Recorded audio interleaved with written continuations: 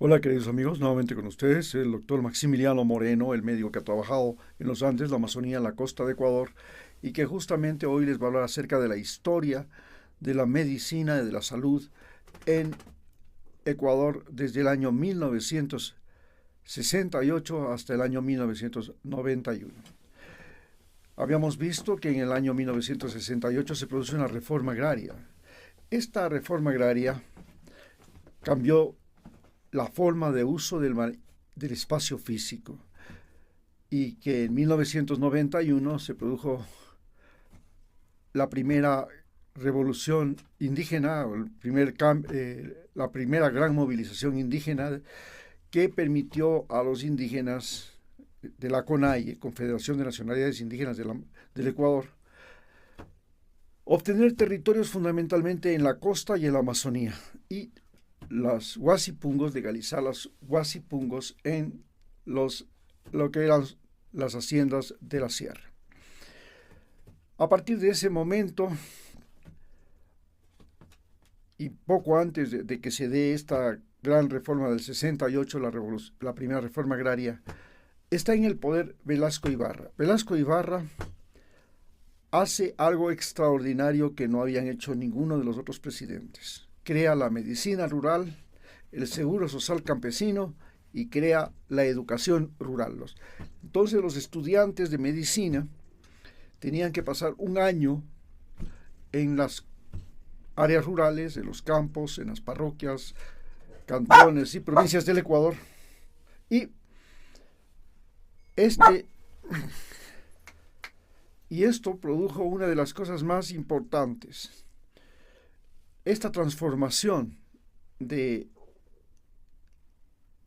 el campo comienza con la llegada de los médicos.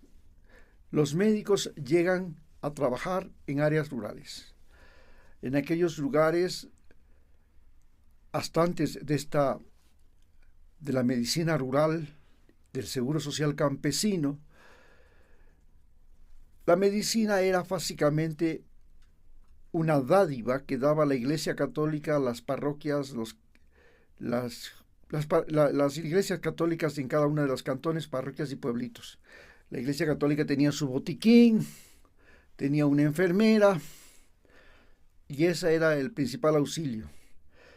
Las comunidades se defendían con parteras, con chamanes, con curanderos. Las parteras atendían los partos, los chamanes básicamente atendían todo lo que son los problemas psicosociales, el espanto, el mal ojo, el mal aire, las enfermedades consideradas del campo, y los curanderos eran los especialistas en manejar las plantas medicinales, resolver problemas de fracturas, porque habían también sobadores, y los problemas de envenenamientos, picaduras, mordeduras de serpientes, etc.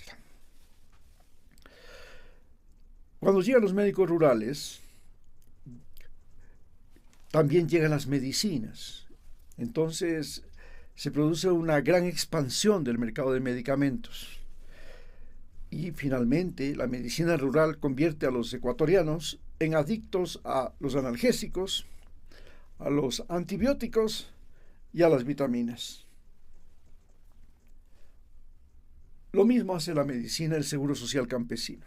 La diferencia entre la atención que brindaba el Ministerio de Salud a través de la medicina rural es que fundamentalmente se hacía en ciudades, cantones y parroquias grandes, y el Seguro Social Campesino, en cambio, tenía unos dispensarios que tenían que estar a no menos de 6 kilómetros de un consultorio o de un subcentro de salud del Ministerio de Salud, y en áreas más remotas. Pero esta gran revolución en que los médicos van al campo y llega la medicina, llegan las vacunas, llegan las sales de rehidratación, llegan la leche avena, llegan suplementos, llegan alimenticios, llegan vitaminas, comienza a transformar al campo ecuatoriano. A su vez, los campesinos, especialmente de la sierra, comienzan a convertirse en los mayores productores de alimentos. Y los campesinos de la sierra comienzan a comprar camionetas, camiones, y finalmente se convierten en los mayores productores y comercializadores de alimentos del país. Se toman los mercados del país. Este es el gran poder de los indígenas en el Ecuador.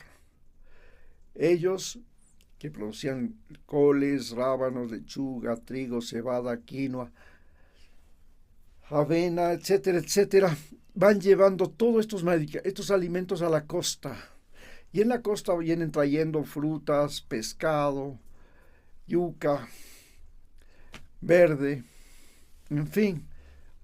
Ellos son los que logran crear una red comercial que cambia la nutrición del Ecuador. Entonces, por primera vez, gracias a esta capacidad indígena de comercializar los alimentos, cambia la nutrición en la sierra y cambia la nutrición en la Amazonía.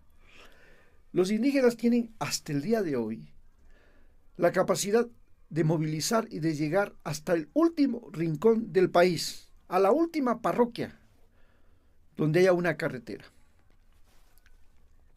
Esto es un hecho incuestionable e inimaginable en otras regiones de América Latina. Ahí reside el gran poder de la Confederación de Nacionalidades Indígenas del Ecuador.